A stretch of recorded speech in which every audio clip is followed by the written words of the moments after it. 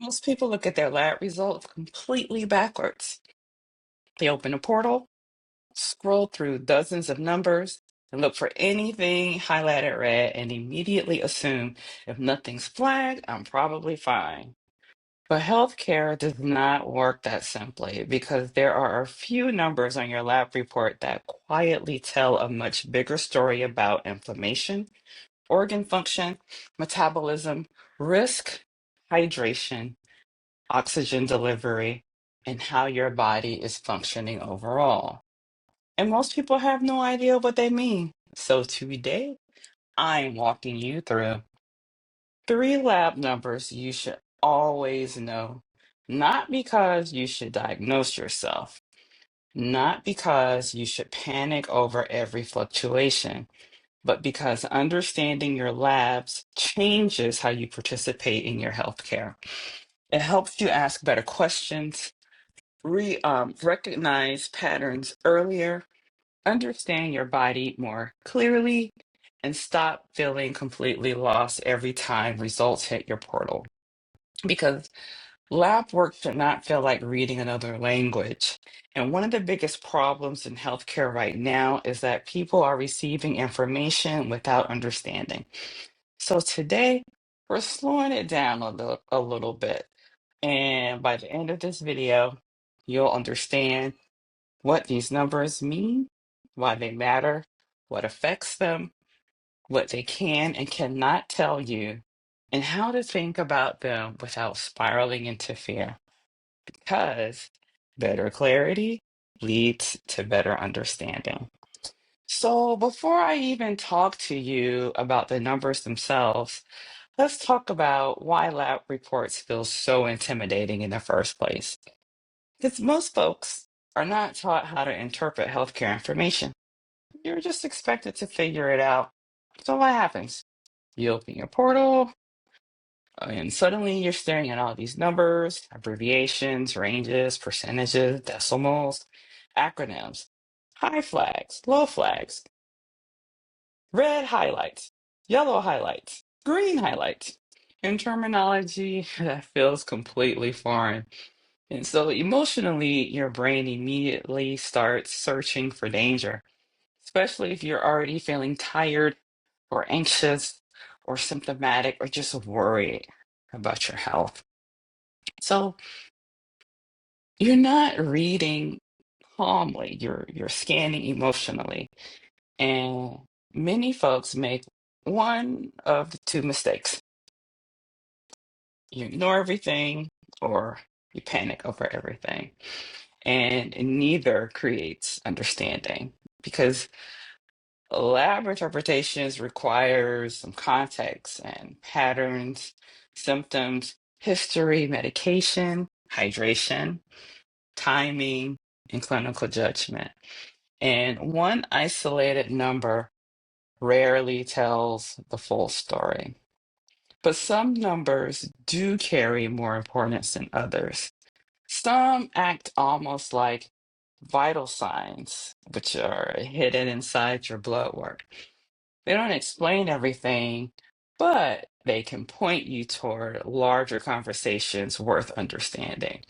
And once you understand the purpose behind the numbers, those lab results become far less intimidating because suddenly you stop seeing random data and you start seeing information connected to how your body functions. So the first number you should understand is creatinine.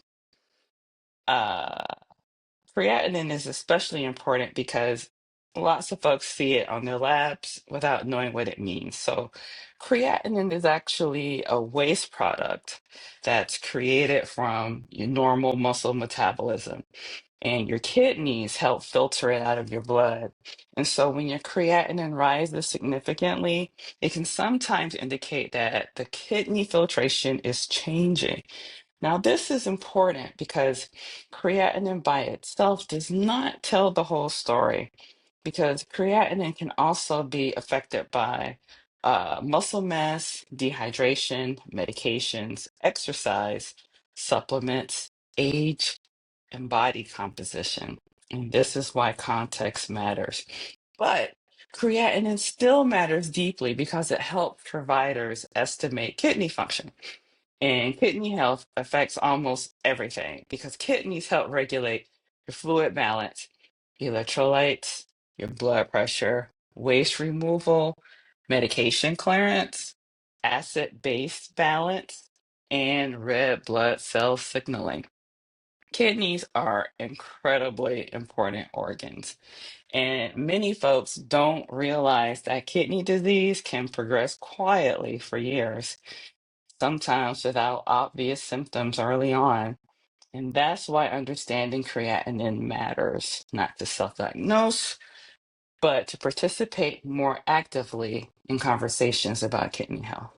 Now, one thing I want to normalize is small fluctuations do not automatically mean disaster because lab numbers move. Hydration changes numbers. Illness changes numbers. Medication changes numbers. And one slightly abnormal result does not automatically mean kidney failure, but trends uh, over time matter. Patterns matter. Changes matter. And one of the biggest mistakes that we make is reacting emotionally to one isolated result without understanding the bigger picture. And um, that creates the fear instead of clarity. Now, another number that's usually connected to creatinine is the little e and then the GFR, and that's the estimated glomerular filtration rate. And this estimates how well your kidneys are filtering blood. Now, remember, this is an estimate. It's not perfect, but the creatinine plus the eGFR helps providers assess kidney function trends over time. And understanding these numbers matters because kidney health impacts what? Medication, blood pressure, energy, swelling, anemia, electrolyte balance, and your long term health overall. And personally speaking, kidney numbers became life defining.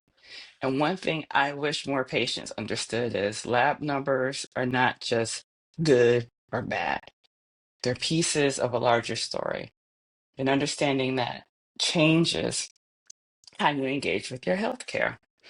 Now, number two, the second number you should understand is hemoglobin.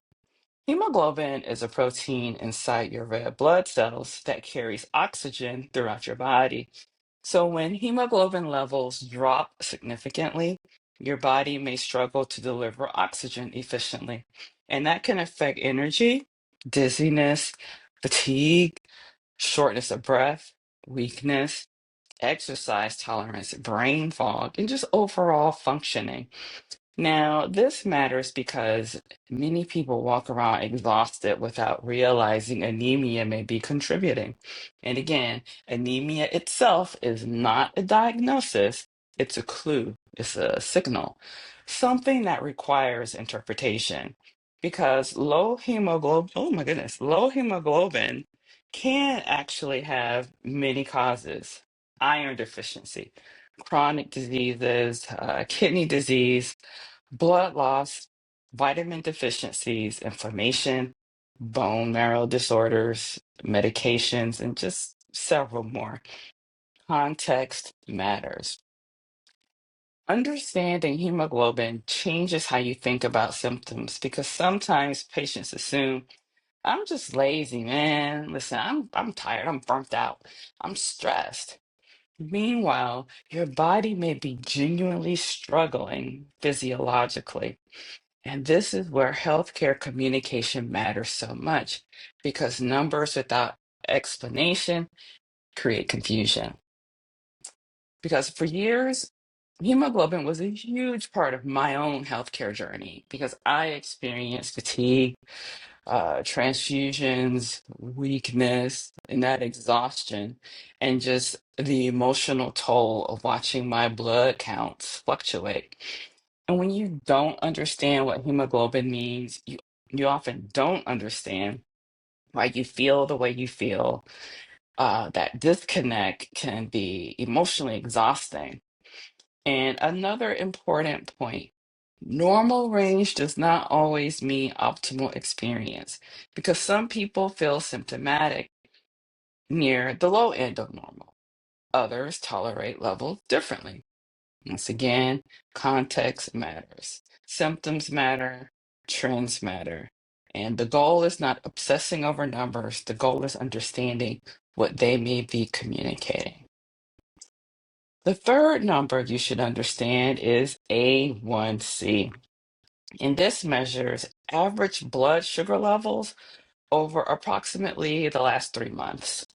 And this number matters because your blood sugar regulation affects energy, metabolism, circulation, nerves, kidney health, your vision, cardiovascular risk, and long term health overall. Now, many people think if I don't have diabetes, this doesn't matter. That isn't entirely true because blood sugar patterns exist on a spectrum. And many people live for years with insulin resistance, prediabetes, metabolic dysfunction, or unstable glucose regulation without fully understanding what's happening. Now, reminder, this is not about panic, this is about awareness. Because healthcare works best when you understand what your numbers are measuring. Now, A1C is useful because it gives a broader picture over time. Now, not just one glucose reading from one moment. And this is important because patterns over time tell better stories than isolated snapshots. But once again, A1C has limitations too. Certain medical conditions can affect accuracy. Anemia can affect accuracy. Kidney disease can affect accuracy. Some blood disorders can affect accuracy. But interpretations still matter. Healthcare is nuance. And that's one of the biggest themes I want you to understand. Because social media often teaches healthcare in extremes. Either everything is fine or everything is catastrophic. Real healthcare usually exists somewhere in the middle. And learning how to think about your labs calmly is one of the most powerful things that you can do. I will say that one of the biggest misconceptions that folks have is this. Labs are not your identity. They're tools. They're important tools, but they're still tools. And your health is not one isolated number. And one abnormal result does not automatically define your future. And at the same time, symptoms deserve thoughtful attention even when labs appear normal, because things can be true simultaneously. And this is why healthcare conversations matter so much because understanding requires explanation, follow up, context, communication, and partnership, not just numbers dropped into a portal. And one thing I wish more patients understood, you are allowed to ask questions. You're allowed to say, well, what does this mean? How concerned are you? What are we monitoring? Has this changed over time? What should I pay attention to? Can you explain this differently? That is not being difficult. That is participating in your care. And this is one of the reasons I built Alvora Health because too many of us receive lab results and terminology and portal messages and healthcare instructions without even understanding. And then you're expected to manage your health confidently afterward. And Alvora Health it helps bridge that gap. It helps you to better understand your lab results, organize healthcare information, process medical language, prepare questions, and participate more confidently in healthcare conversations. Not replace the doctors, but strengthen understanding because you deserve more than confusion and uncertainty every time new results arrive. You deserve clarity. Now, the goal is not becoming your own doctor. The goal is understanding your health well enough to participate more confidently in your care. Because when you understand more, you will ask better questions. You will communicate more clearly and you will recognize changes earlier. And lastly, you'll feel less overwhelmed navigating healthcare. And that matters deeply because better clarity leads to better understanding, and better understanding changes healthcare experiences.